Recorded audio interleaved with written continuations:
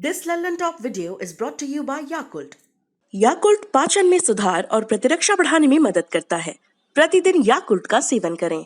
नमस्कार, मेरा नाम है दिव्यांशी और आप देख रहे हैं दी लल्लन टॉप। खबर शुरू करने से पहले एक जरूरी सूचना। हमारे संपादक सौरभ द्विवेदी निकल पड़े हैं यूपी के सफर पर। उनको देखने सुनने के लिए पहुंचे हमारे नए चैनल लल्लन टॉप यूपी पर, जहां ना सिर्फ चुनावी माहौल का पता चलेगा बल्कि देखने को मिलेंगे एकदम Lallan top vlogs, live sessions और भी बहुत कुछ। तो तुरंत कर लीजिए सब्सक्राइब और पूछिए क्या हाल है यूपी। लिंक मिल जाएगी डिस्क्रिप्शन बॉक्स में। अब बढ़ते हैं खबर की तरफ। कभी सिंगर रहे, फिर भाजपा में आए, केंद्रीय मंत्री बने और स्टार प्रचारक रहे बंगाल के नेता बाबुल सुप्रियो ने तृणमूल कांग्रेस यानी टीएमसी ज्वाइन कर ली है।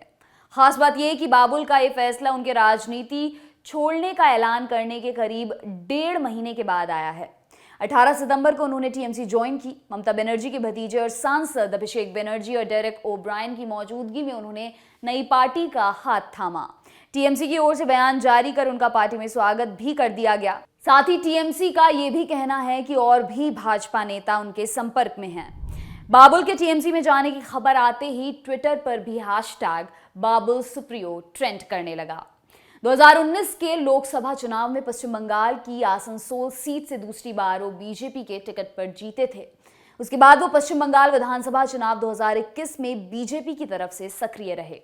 उन्होंने पश्चिम बंगाल से विधायकी का इलेक्शन भी लड़ा लेकिन जीत नहीं सके। बंगाल विधानसभा इलेक्शन में बीजेपी बुरी तरह से हारी। उसके बाद इसी साल 31 जुलाई को बाबुल सुप्रियो ने सोशल मीडिया पर एक लंबी पोस्ट लिखकर राजनीति छोड़ने की घोषणा की थी। उन्होंने लिखा था वो राजनीति में सिर्फ समाज सेवा के लिए आए थे और अब उन्हें लग रहा है कि लोगों की सेवा करने के लिए राजनीति में रहने की जरूरत नहीं है। उन्होंने लिखा था कि सबसे बड़ा सवाल है कि मैंने राजनीति क्यों छोड़ी, क्या इसका संबंध मंत्री पद जाने से है। उन्होंने लिखा था कि हाँ, ऐसा है। इस पर उस वक्त टीएमसी के प्रवक्ता कुणाल घोष ने कहा था, अगर कोई राजनीति छोड़ने की बात करता है तो पहले सांसद का पद छोड़े, नहीं तो मैं कहूंगा कि ये सब ड्रामा है। मंत्रालय छीनने के बाद उन्हें पार्टी में घेर लिया गया। हताशा के कारण वे दिल्ली का ध्यान अपनी ओर खींचने की कोशिश कर रहे हैं।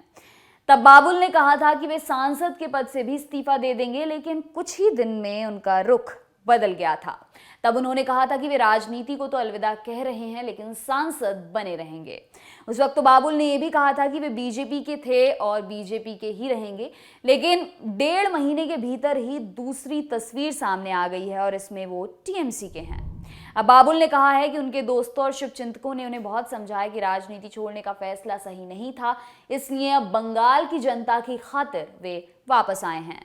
उन्होंने कहा कि वे दीदी यानी ममता बनर्जी और अभिषेक के आभारी हैं कि उन्होंने ये मौका दिया। आपके लिए खबर लिखी हमारे साथी अभिषेक ने। देखते रहिए दी लल्लन टॉप। शुक्रिया।